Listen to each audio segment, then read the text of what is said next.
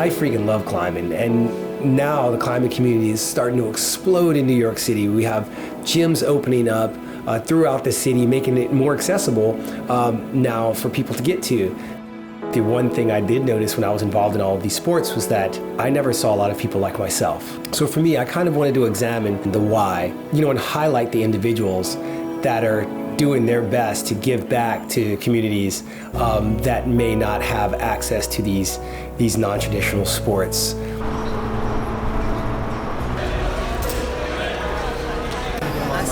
Right on high. Yeah, maybe look good. I'm at a 5'6". My name is Manny Mendoza, and I work here at the Cliffs. I'm a rock climbing instructor. I found out about it through a friend a few years ago. I was dating a girl, and a mutual friend of ours just brought us to his gym, and I just tried it, and I just immediately fell in love with it. Okay, now slightly bigger medium circles forward. I coach high school students and also little kids, like 5 and 6 year olds. Energy, that's what you always want to do in climbing. You always want to preserve energy, especially when you're climbing high walls. It's humbling. I thought I was strong when I first started working out. I thought I could just muscle my way up any wall. And you could do it that way, but you're only going to climb 1 or 2 climbs and then you're going to be tired. So it takes a lot of effort and a lot of motivation to keep learning and to humble yourself enough to know that you are not that good, but you have to keep putting yourself out there. Yeah, you got it. Yeah, so that's the idea. Focus on a fixed point in the distance, maybe like where the slack line ends, that sort of yellow I got this. circle thing. I don't actually got this, but I'm gonna lie to myself because it's what I know. Our school's half a block away from the gym, so after they opened and after coming here, I was like, man, we got to get the local kids, the kids in my school, into this space because it's a half a block away. It's it's part of the Long Island City community, and I was thinking about how we could do that. Maybe have like a phys ed class here, or have them come in after school. And then talking with my principal, he said the best way to do that would be to have a club. So I approached Bill, the general manager here, and introduced myself, told him I'm a teacher, told him I live in the community, and told him my idea, and he was all for it. And the Cliffs has been so generous. The great benefit of the club is kids who wouldn't necessarily gravitate towards climbing or even be aware that climbing is something they could do. They find it, they find they're good at it, they find they enjoy it, they find a community here. My name is Ayub. I go to Information Technology High School, and I'm 17 years old. I've been rock climbing for about a year now. I came here last semester. I actually started bouldering first so I could get comfortable with rock pieces and everything. And I then progressed to top roping, which is pretty hard at first, but you'll get used to it. Doing it, the more you do it, the easier it will be. That's cool, man. Well, thank you so much. No problem. I'll give you one of these. Boom. All right. I joined a program for the Cliffs on my freshman year, which was 2 years ago. Yeah, started climbing 2 years ago. It's hard, yeah, but like once you get up there, it's honestly just feels good. In this program, I've definitely seen climbing kind of paralleling a lot of things that I guess are going on in their life. A kid maybe attempts to climb and doesn't get all the way to the top, and sometimes can be really hard on themselves, like this is just the way I am, I'm not good at this. And so it's really nice to be here with these kids during these moments because it's something that we can talk about, and it's a way that we can teach them to try again. My name is Imanshu, and I've been here for almost a year now in the climbing club. I'm a 9th grader. I'm going to 10th grade after this summer. In top rope, I'm kind of experienced. I like it more better than just bouldering and stuff. Yeah, you're not scared of heights at all, are you? Not at all. Climbing, it's such a young market. There are not a lot of gyms competing against each other, that you just build a good product. We're building a 4th location in Harlem. The hard part, the skill to it, is the other part of your question, building the community. And that's really difficult, because anyone can come and build a fun gym, but a place where you go and you're like, I'm home. 125th Street, it's one of my favorite spots in the city. It'd be really cool when there's, 100, 200 people bouldering. Yeah. The community board was super supportive. That was actually surprisingly easy, and it could have been difficult. That we went in once, they said we're great, we support it, and that was it. What happens behind this wall? How the community is going to perceive us, and how we. Really, I think depends a lot on us. If we're, if we're paying a lip service that, hey, if we're like the good or the bad kind of gentrifying, like, are we making the community nicer for the people who live there, or are we making the community nicer for new people coming in, right? And how do you dance that line between a for-profit establishment and addressing those concerns? I think that our goal for the Cliffs is definitely to build up the climbing area in Harlem, rather than have people from outside of the community come in and take over. Like, we don't want to make it seem like we're changing Harlem. Like, we want to make it like gentrified or bring in outside communities. We want to build it up from the ground up. And the other part is having those community, and I think getting those people in early before you open and feeling part of the family and whatever. And so Harlem, we've taken a shift, and we're trying to partner up with people like the BOC and Brown Goes Climb and people like that who really, hopefully will represent the Harlem community, so that we can have the Harlem community engaged and participating prior to opening. There's definitely more mixture, more diversity, so that you do find more people who are Black or Hispanic. I'm Mexican, and I'm pretty much the only Mexican I know that climbs. Similar to the programs we have here, I coach some local high school students here, and for the most part, they're all minority students. And we're talking about doing some very similar programming there, and even expanding upon it, because it's a much bigger population in Harlem versus Long Island City. Currently taking a tour of the new Cliffs location in Harlem as they continue their construction project, which is, as you can see, there's a lot to be done. I've never seen a gym actually be built for the first time, which is pretty amazing. From the looks of it, this is going to be a really amazing space and addition to the community here in Harlem. Here we are in the Cliffs Harlem. I'm on the roof, checking it out. New spot. This is pretty rad. And look what's right behind me. The Apollo Theater. Yes. And as like a person of color, it's like helps you get that stress out of like living in Trump's America. I'm starting to see more and more people that look like you. Like, I know there's this one program, Brothers of Climbing. I work a crazy night schedule, so I haven't had the chance to climb with them. But I like the fact that there's more like outdoor opportunities, especially for people that live in the city. We're here at BOC, hanging out in Brooklyn Boulders. This is dope. Everyone's here, climbing, getting it in. Check it out. Oh my God. So the green one, you gotta start the green one here. Like, hair's looking good. Oh yeah, it looks great. What's up, man? I'm good. Just BOC. having a little session. I'm trying to bring back the old vibes on the 45 wall. I think I only saw one person of color in the month that I started climbing there. Yeah, there was nobody. Yeah. Like, when I got there was like 5, maybe 5. Yeah, Mikhail was there early on. Yeah, Mikhail and I started around the same time. We were there for like the pre-opening of BKB. We were just playing around to begin with. Yeah. Because we had kind of just naturally formed a more diverse group that we used to climb with regularly. Just like, we were gym rats, man. Every day after school or after work or anything we were doing, we're at the gym.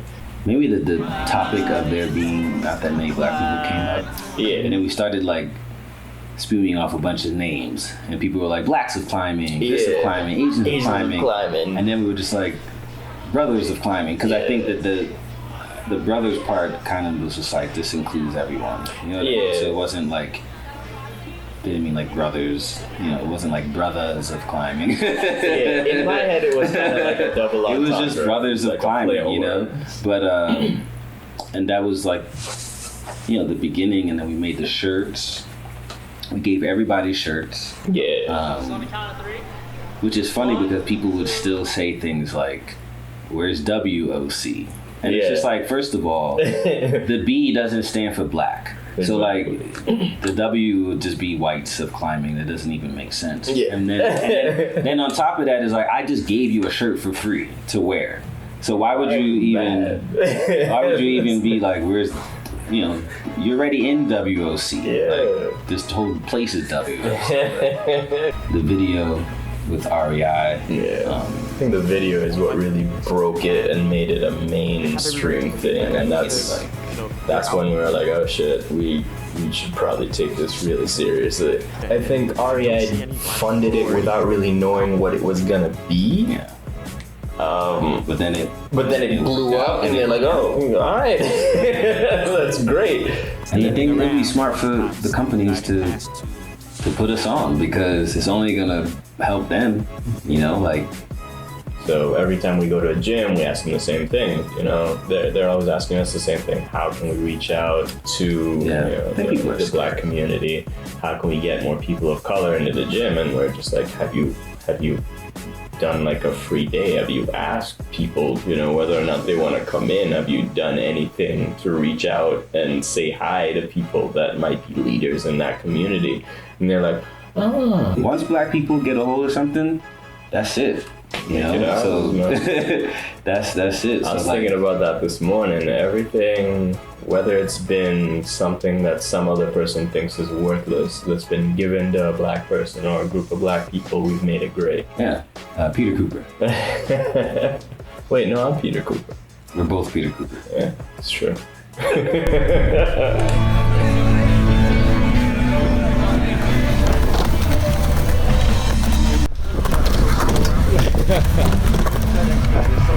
And again, they say to me, man, what you doing for these kids is great. I went to the boardwalk and I noticed this African American guy up there. His name was Brian B.J. James, and at the time, he was the only black guy in the water. And when I was fascinated. And he said, "Listen, I'm gonna do you a favor. I'm gonna teach you surfing." He goes, "I don't want you to be a kook."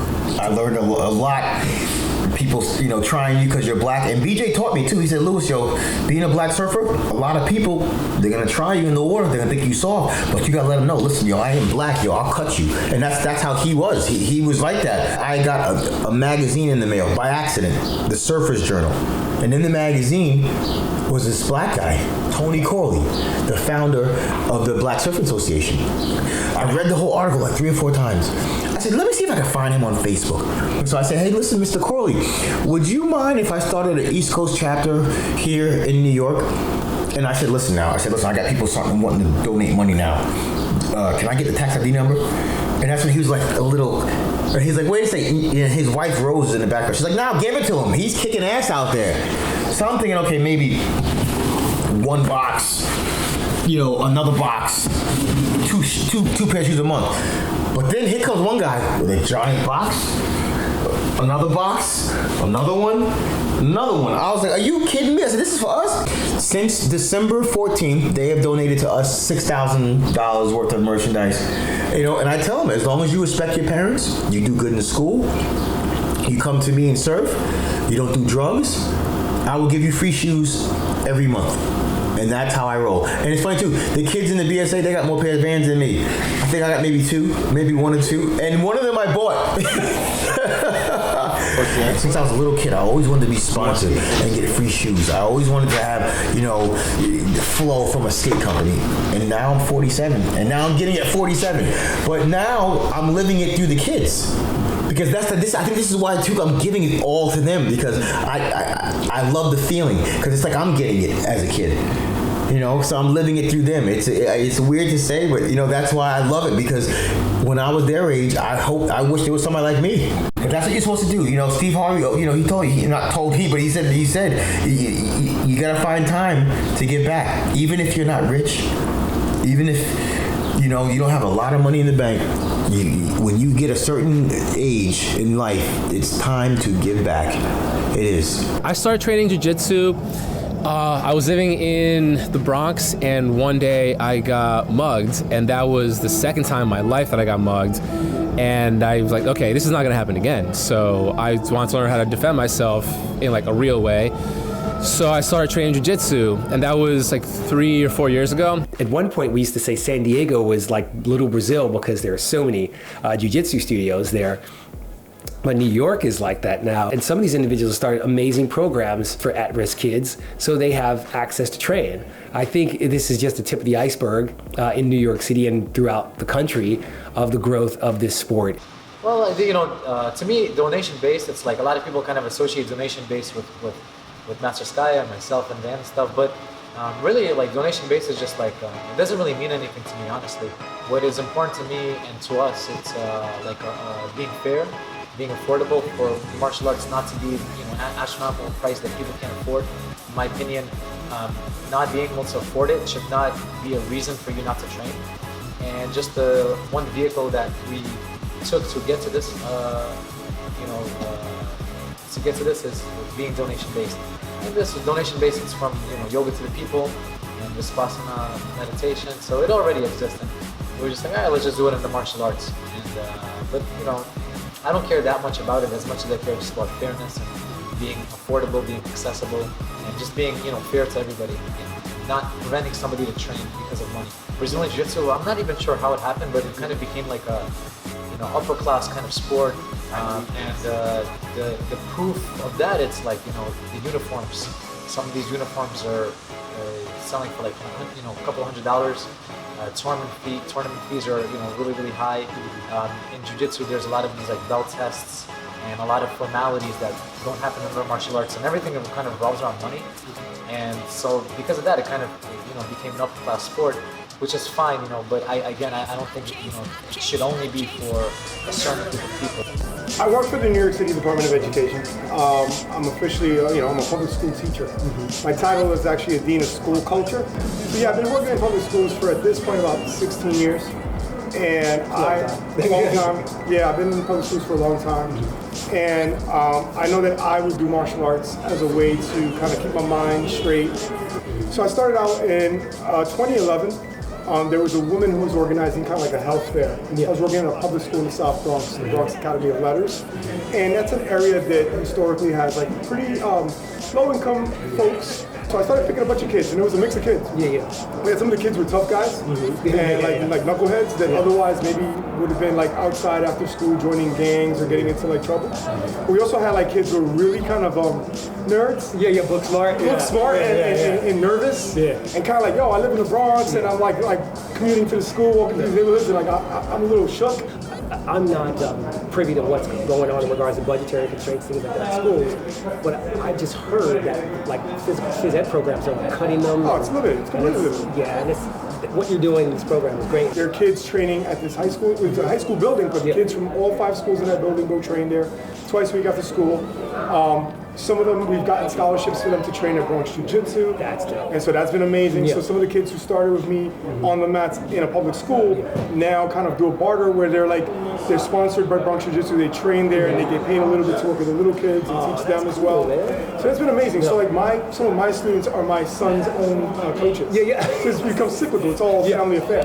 The thing I would love to see though is this program, like, you know, these clubs rolled out all across schools. You know what I mean? I would too. It's just, I mean, something like, I don't think people understand the impact, the positive impact it can have on someone's life. Because I know I'm an adult, and for me, jiu-jitsu is, I mean, it's clarity. You stay humble because, as we know, because you choked the snot out of me today. You can't walk around with ego. You know what I mean? When you train jiu-jitsu, there's always going to be somebody better, stronger, faster, whatever, and there's always something to learn. That's right. And I think if we got more kids involved in this, then we'd have less kids, you know, failing in school, because that has a positive impact on everything outside of that. I've been training in October. I started at the Ascend program, and then from there I started going to Bronx Jiu-Jitsu slowly, and then I started going to both Bronx Jiu-Jitsu and the club, you know, going back and forth.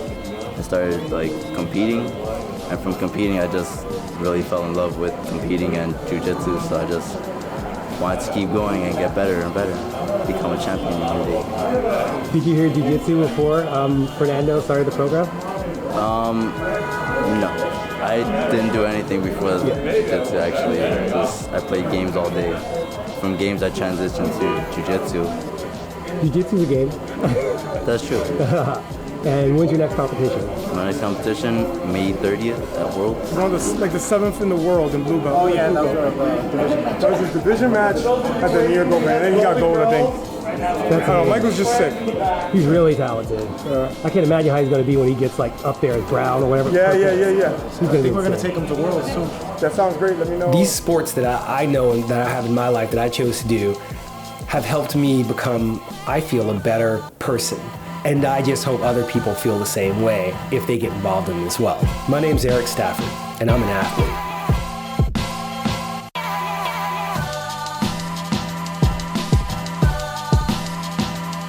Like, I didn't know about the community of rock climbing. I just thought it was a cool event.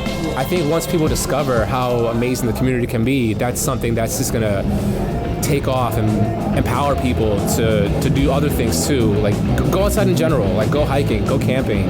Especially being in a city, you need to get outdoors. You're gonna go crazy. Just want to say thank you. Yeah, thank you for having me, and we got to do this again. Oh, He's gonna choke me out again. Nah, man. Which one? Never do the double. That's mad thirsty. That's Kool-Aid. You gotta go like this.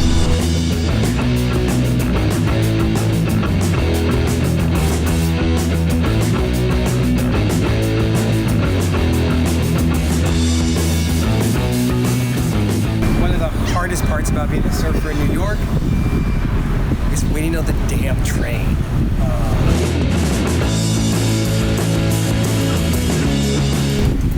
This is just part of it. You know, this is part of an urban surfer's life in New York City. So I'll just keep doing it until I'm not doing it. Oh, wait a minute. One's coming. Yes, the train's coming. It's a celebration.